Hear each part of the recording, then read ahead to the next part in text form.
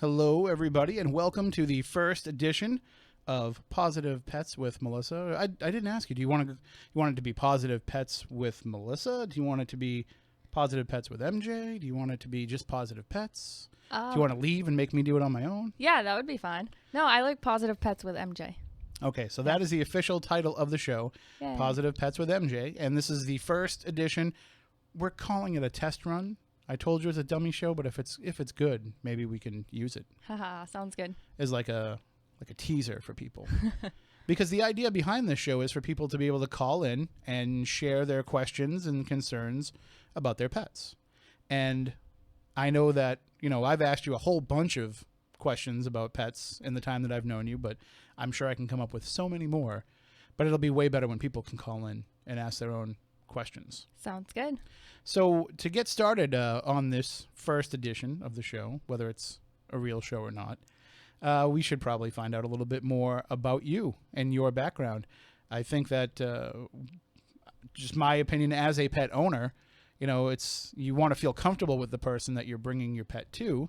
And so if people can get to know you through this show, then they're just going to be lining up at the door and be like, I saw you on YouTube. Yeah. I came to you because I saw you on YouTube.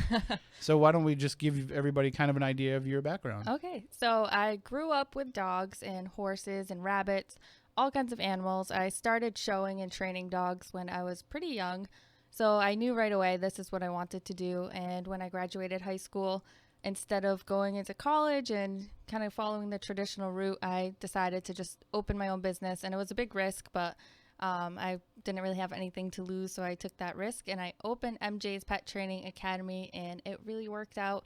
We do training, grooming, and enrichment, so a lot of different classes and workshops along with grooming services as well. So what made you decide to go into business for yourself? I mean, a lot of people, when they get started with a career, they'll go and they'll spend time working with somebody else to kind of see the ins and the outs. You kind of just jumped right into things on your own. Did you already have like a clear idea of how you wanted your business to be? Yeah, I mean, in high school, I did a lot of summers of mentoring with different trainers and groomers, and I always built what I would want to do with my own dog. So I had my heart dog at the time, Riley, who's the dog I grew up with, and when I built my business, it was what would I like to do with my own dog and what would I enjoy doing, and that's kind of how it was all formed. And you said heart dog. What's a heart dog? That's like that one dog that just changes your life and that inspires you. So we love every dog, but there's one dog that, you don't have a heart dog. The childhood dog, I guess, maybe. When I was growing up, we had a little tiny Yorkshire Terrier dog that wasn't always the nicest dog. So. And that's usually the heart dog, is the naughty one. Well. The ones you remember. I'll never forget the time that she got out of the house and the mailman was coming down the road. And total stereotypical dog, she wanted to bite the mailman. And except he was already in his mail truck. And she grabbed onto the wheel with her teeth. A little Yorkie? Yeah, and she was trying to bite the wheel of the... That's crazy. The post office Did van. he deliver it to your house after that? Oh, yeah. No, he thought it was hilarious. Oh, okay. But everybody, if you're a mailman, you got to kind of understand the fact that there's going to be dogs and you can't show fear. You got to be their friend. And I think he used to kind of torture her a little bit. Oh, no. And be like, he wasn't the kind of mailman that came to the door, but he would take a little extra time when he was at our mailbox because he knew she was watching in the window. Oh, yeah. And so going into business for yourself and kind of molding what it is that you wanted to do and how you wanted to do things has kind of led to the creation of this Positive Pet. Yeah. How would you characterize it? Would you say it's a perspective? Would you say it's an outlook? Do you kind of think of it as a philosophy? Yeah, it's a little bit of everything. So in the dog training world, we use positive reinforcement to describe a type of training, which generally is using rewarding desired behaviors, but there's a whole lot more that goes into it than just giving a dog a treat every time they do something that you like. So there's really a lot more of the science behind it. But for me, I use positive to describe not only the training methods, but how we're handling animals, how we're working with clients. And also I use positive groomer, which is something I do in addition to MJ's, for something of how we interact with others in our industry as well. So how we're teaming up and coming up with positive solutions. So a whole lot of positive. I mean, I guess that's probably, there's got to be some days when it's hard to stay positive, or some animals that you're working with where you say, oh, this one's just giving me extra trouble. Yeah. So, I mean, it sounds like if you're going to have to keep that outlook, that as rewarding as it may be for the pets that you're working with, it's got to help yourself as well, because it's keeping you positive and it's keeping you from getting too frustrated with the situation. Exactly, yeah. And a lot of times we do have to come up with creative solutions when we have pets that are challenging or giving us a hard time. We might not be able to groom them or work with them in that session. So we'll send them home with homework and come up with some different creative ideas for them. Well, you mentioned the idea that, you want to keep things being positive, and you want to reinforce good behavior, but you'd mentioned giving a treat when the dog does something that you want them to do. Is that a bad thing to do if you're trying to train your animal? Do you want to, like every once in a while, I'll give my dog a treat just because she looks at me. Yeah, no, that's a great thing. That's really good. Okay. Definitely. You just want to be careful that you're not bribing them with the treat. So the treat comes out after the behavior. If your dog does something you like, you can feed them for that. But make sure you don't let your dog train you. Sometimes our dogs are telling us that they're being good because we have treats in our hand or something and we don't realize it. I did read one of your positive grooming articles. Oh, you did? And I did. And you had talked about, trying to create a positive experience around grooming. Yeah. Because a lot of dogs especially will feel anxiety about it. Yeah. And, if somebody has a dog where they don't like to take a bath, you don't want to use taking a bath as a scare tactic to get the dog to do what you want it to do. You don't want to be like, get off that couch or you're getting a bath. Right, exactly. Because then you're just reinforcing that negative feeling. But how can you build positive feelings toward, for grooming when they're not being groomed? Like, what's a good way to kind of keep the dog thinking that that's going to be a fun thing? Yeah, there's a lot of different things you can do when it comes to handling and getting them used to different types of equipment and sounds of the grooming salon. So a lot of dogs don't like their paws being handled. So that's something that pet owners can do at home, is just massaging their paws and putting pressure on the individual nails, because a lot of dogs don't like nail trims. And then there's things you can do like running clippers and feeding them when they hear the clippers, or running different types of equipment that might sound like equipment that they hear in a grooming salon. I think that's how they train me to go get haircuts. Yeah, it might be. They just turn on the buzzers and then give me food and I'm like, yeah, I'll go get my haircut. That sounds fun. It's not so bad. And I kind of look at my barber every time like, that's it. Like there's no candy involved or anything like that. Working in this area, we've talked in the past, you and I, that working in this area, you see a lot of different types of dogs. But what would you say is probably the most common dog that you have to work on, whether it be training or grooming, or maybe even a mixture of both? We see a lot of Labs, Shih Tzus, and Yorkies, I would say, are probably the most popular. And when I was a kid, like I said, we had that Yorkie, but we were the only ones that I knew that had one. Like, they weren't very popular dogs, in the 80s and 90s, but they seem to have exploded. Yeah, they're well, not everywhere. literally physically exploding, but there seems to be Yorkies everywhere. Yeah, they're very popular. They're not easy dogs either. I mean, they're small, but they have a lot of energy, so they can require a lot of training and exercise. And I think that's a misconception that a lot of people have about dogs too, is that, if I'm bringing in my dog and my dog's a little tiny Yorkie, why does it cost me this much to have the dog groomed when if I brought in, a Rottweiler, it would be not that much difference in price. Right. But it's the time and the experience that you're giving the animal. Exactly. I know that you've told me before that it's not just about, washing them and cutting their hair. You're massaging oils into them and all kinds of stuff. Like, it's like a spa day for the dog. Yeah, we give them blueberry facials. They love it. That's, I don't know. I've seen the kind of stuff that my dog gets into. And I'm like, if you're willing to put your face in the toilet, I don't know if you necessarily need a blueberry facial. Well, that's why, because then you go and kiss your dog on the head, so you want her to be clean. Yeah, I don't kiss her on the head when I know she's been in the toilet. I hope not. That's like her favorite thing. It's almost like I'd be punishing her if I said stay out of that toilet. So does she shed, your dog? Oh yeah. So we have a deshedding treatment that works really well too. She sheds. She doesn't like to be, well, she doesn't really shed heavy, but just typical dog. And she doesn't like to have baths. She doesn't like to have her nails clipped. She basically just looks like how they always have those you know, like old movies or something where somebody falls asleep and they age like 100 years and you see like their hair grow and their nails grow. Yeah. That's like her. Aw. She just looks like, and it's like I'm sure that's not true. every time I'm like, come on, let's go get your nails trimmed or let's go get cleaned up. And no, she doesn't want any of it. I've tried everything. She's just not a girly girl. No, she's definitely not. And I did wash her in the tub one time. How'd that go? I was so proud of myself because it took a little bit of a struggle to get her in. And I got her into the tub and I washed her and she sat pretty well when I was cleaning her. And then the minute that what I did is I'm going to put you outside because at the time we didn't even own a hairdryer. Nobody dried their hair in my house.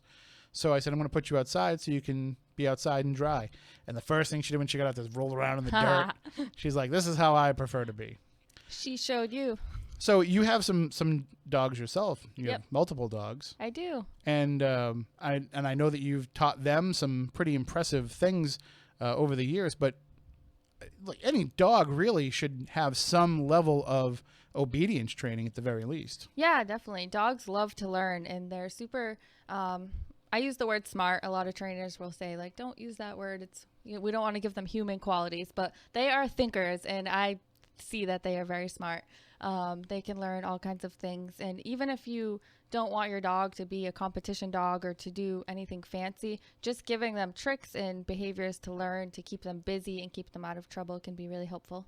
See, I don't know if I get that perspective of you don't want to give them human characteristics. I know. Because people do. Yeah, they do. They totally do. I mean, everybody, as much as I do. I can't stand the term, but as much as you see people calling them fur babies. Right. And I think that's over the top.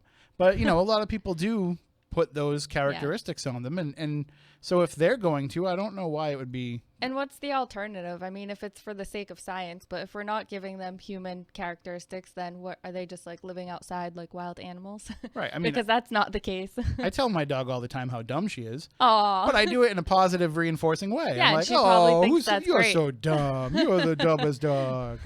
And it's funny to me. So I don't know. I'm sure if she was smart, it would be funny to her too. Yeah, I'm sure she's saying a lot of things dumb, back to you in her own way. She probably does. So the other day, I'll tell you this funny story. So the other day, I go into the shower to I go into the bathroom to take a shower, and I close the door behind me. The dog's not supposed to be on the couch, and so I had gone into the room. She was on the couch. I yelled at her to get off the couch. She got down. She went into her bed. And then as soon as I closed the door, I can hear her jumping back up into the couch. And I opened up the door and I yelled, get off the couch. Mm-hmm. She jumps down. She gets back onto her bed. I close the door again. And then I hear her getting ready again like she's going to jump on the couch. And I open up the door and I catch her before she does it. And I say, stay off the couch. She comes over to the door of the bathroom and starts like, roo, roo, roo, roo. Like she's trying to argue with me to tell me that she wasn't. And I'm fighting back with her at this point. That's really I'm funny. like, don't tell me that you weren't jumping. I saw you. I know what you were trying to do. Like we basically had like this. I won't call it an argument. She was just trying to convince me that she wasn't, and I wasn't falling for it. So. That's kind of great. I don't know if that says more about her or me. I think you should just let her on the couch.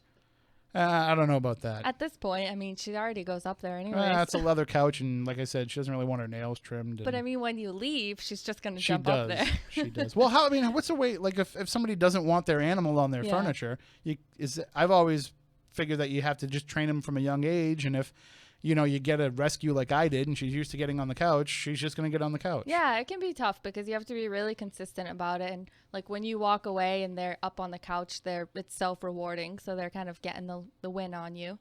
But you can teach them alternate behaviors. So always decide what you want to train instead. If you're going to tell your dog not to do something, know what you're going to have them do instead. So you could train like go to your bed or mat or something instead of going on the couch. It's a lot of work. I mean, there's no quick fix, but I also have I really just want her to be allowed on the couch. You do. You and then when I come in here and I'm covered in dog hair, you're going to know why. You'll be like, I can fix that problem too. But I do feel like, part of having a pet is understanding that, you have to kind of make some adjustments to their personality. Yeah. You can't just try to mold them into exactly what you want them to be because you're taking away the individualism of the animal. Exactly. Yeah. I love that you said that because we don't want them to be robots or like rocks because they're dogs. Speaking of robots. Oh, gosh. You ever see that show, The Last Man on Earth? No.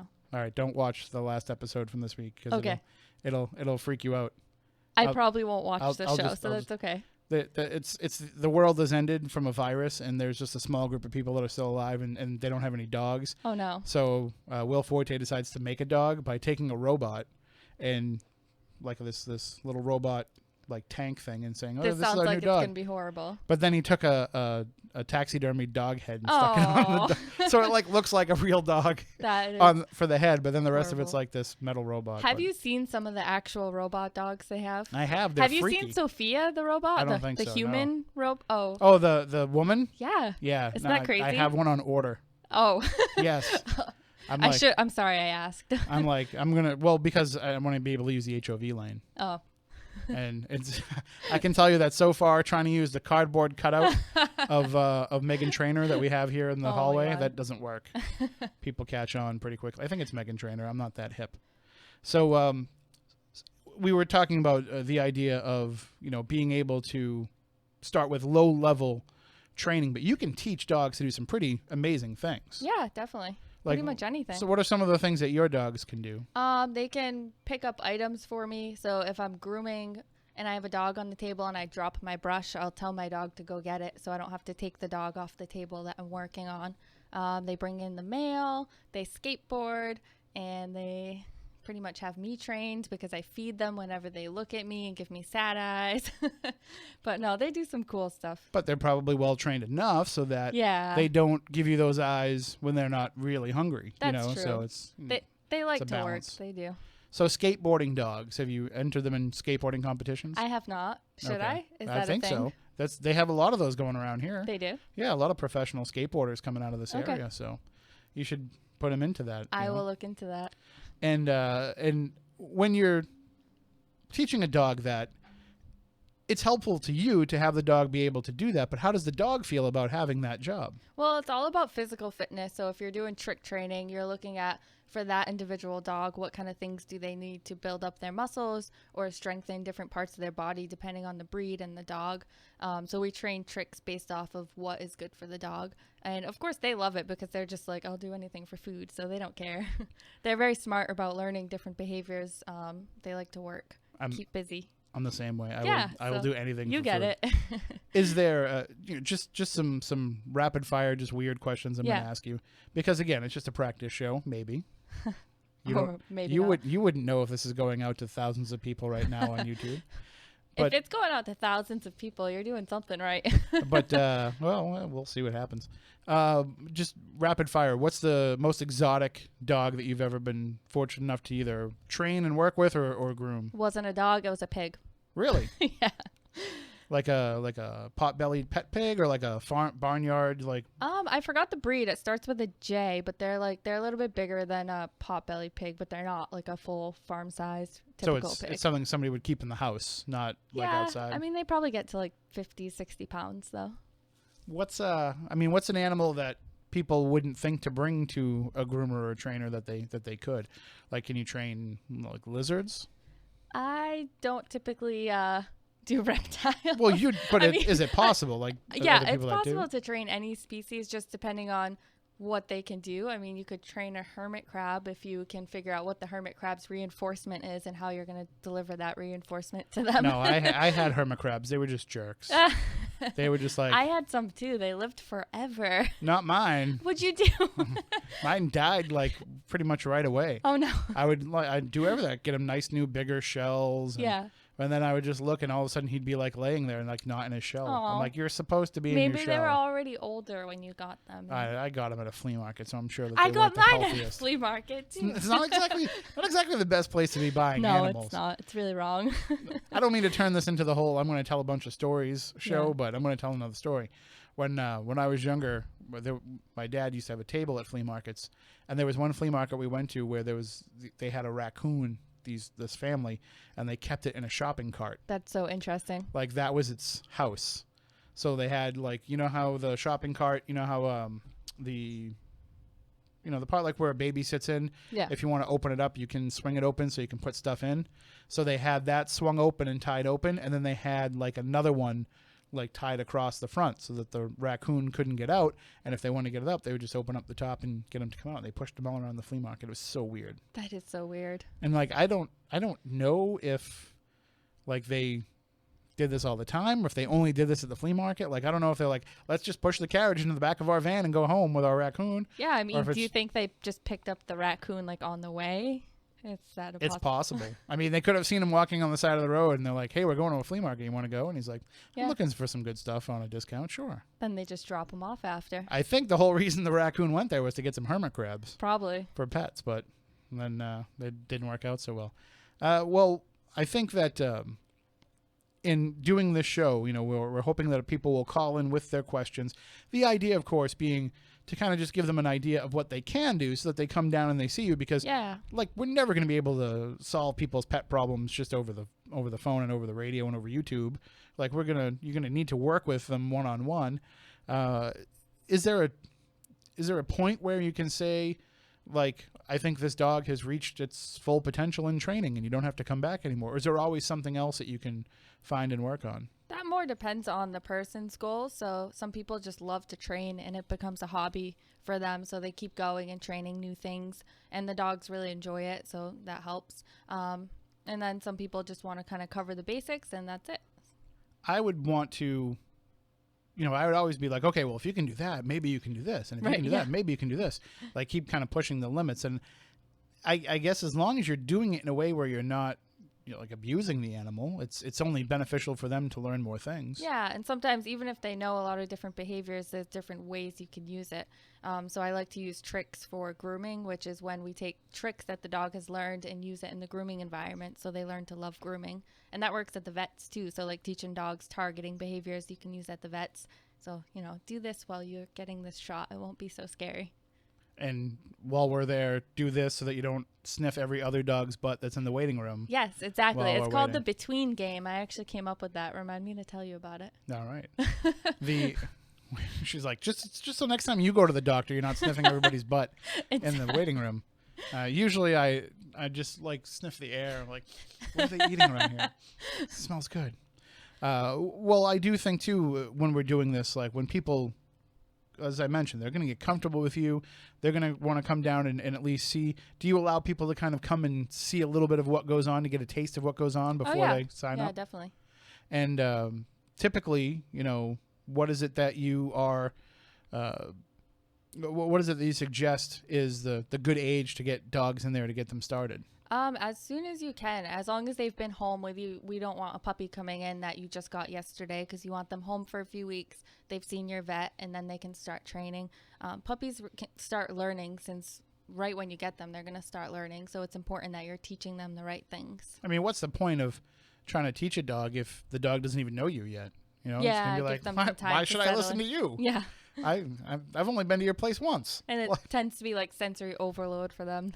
It's but is there an age? They say you can't teach an old dog new tricks. I'm sure you hate that saying. Yeah, it's not true. There's no point at which you can say, the dog's probably too set in its ways at this point. No, I mean, as long as the dog's healthy and comfortable, and if your dog is really old and doesn't want to travel and be bothered with this, then don't try it. But if the dog enjoys it, go for it. Doesn't matter the age. I mean, dogs aren't generally like looking to be sedentary anyway. Yeah. Dogs want to get up and do stuff. They like doing stuff. They do. Yeah, they're very social. My dog probably is like, how did I get stuck with the sitting on the couch watching TV family? She kind of sounds like she loves to sit on the couch, though. So. She does.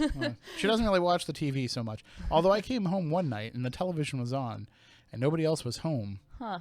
And I'm like, well, suspicious. Interesting. Are you filling up the DVR when I'm not here? Like, is that why it's so full?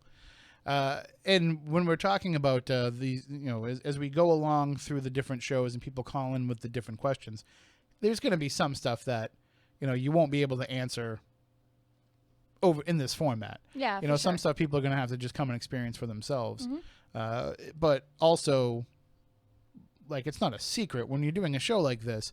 The idea is that you're trying to build business too. Yeah. So you want people to hear what you're saying and kind of spread the word around and get their friends. Because I know, like, I go on Facebook all the time in different groups in the area, putting in different stories from the station, and every week or so, somebody's like, "Where's a good dog groomer? Where's a good place to go for dog training?" And everybody makes all these different suggestions. So it's good to get the word out there. You haven't told me. Well, I recommend you in every time. Right. So I just assume that if you're getting tagged in it, you're seeing it, but maybe not.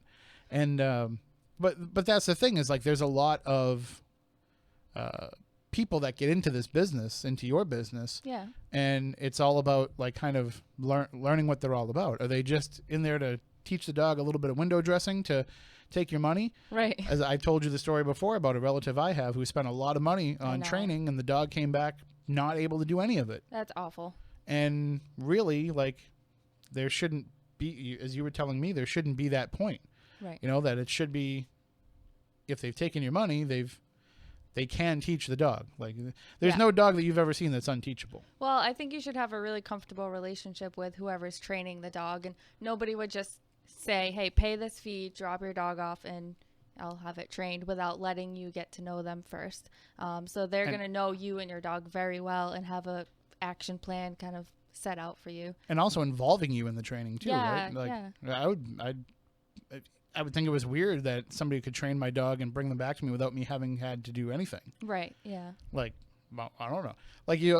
What if they train the dog in a different language? You wouldn't even know. That's exactly what I was just thinking. I was like, what if like they teach a German Shepherd German? I don't know German. Right. I mean, the German Shepherd has the benefit of being German, so it probably knows a little bit. Can pick up a little bit. That's how it works. At least it can sure. pronounce the R's like better than I can. So when we start taking phone calls and people want to call in, what are the kinds of things that you want people to ask? What are the kinds of questions that you want to address for them? Definitely training questions, grooming questions, just nothing that crosses a line of aggression or like veterinary questions. I can't do because I'm not a vet, but anything training and grooming related. I mean, I'm always giving away information. There's no secrets that we like don't want to tell people out there. We want to share what we do and get that out there and make tails wag. Can I try to answer vet questions even though I'm not a vet? Yeah, go ahead. I don't care. You can do whatever you want. Because I will. Well, like if somebody's like, well, my dog hasn't really been eating, I'll like, make a little lasagna. And then you'll make me answer to them and I'll say, nope, you can. Make a lasagna. That'll work. Yeah, definitely. Well, I mean, we've also talked before about dogs eating things that they shouldn't eat. Yeah. And so I'm sure you will get a lot of those questions from callers. And they go, like, my dog ate a box of crayons. Is that okay? Well, rainbow poop. Probably. I mean, it's just wax. We've all eaten crayons. Right? Oh, yeah. I've eaten plenty of crayons. I hope that you did that when you were little and it's not just me. No, totally normal. Okay. But, we'll get into a lot of that stuff, too, with people as they call in. I said we were going to do a half an hour, and we're just about at that half an hour mark. Good. So just in case this show gets released and people actually see it, how can they reach out to you if they have questions or if they want to book an appointment or they want to come down and see you and see what you're all about?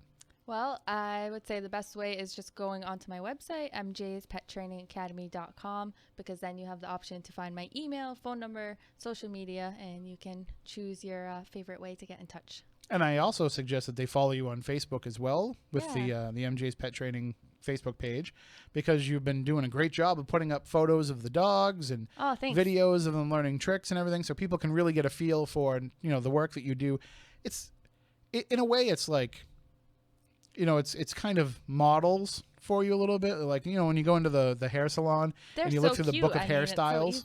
So you can put it in the same way. You also can see the personality of the animals coming through. So.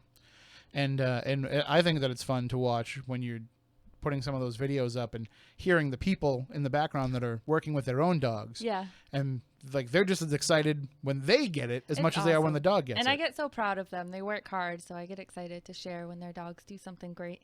And when the trainers do something great too, because they're learning too.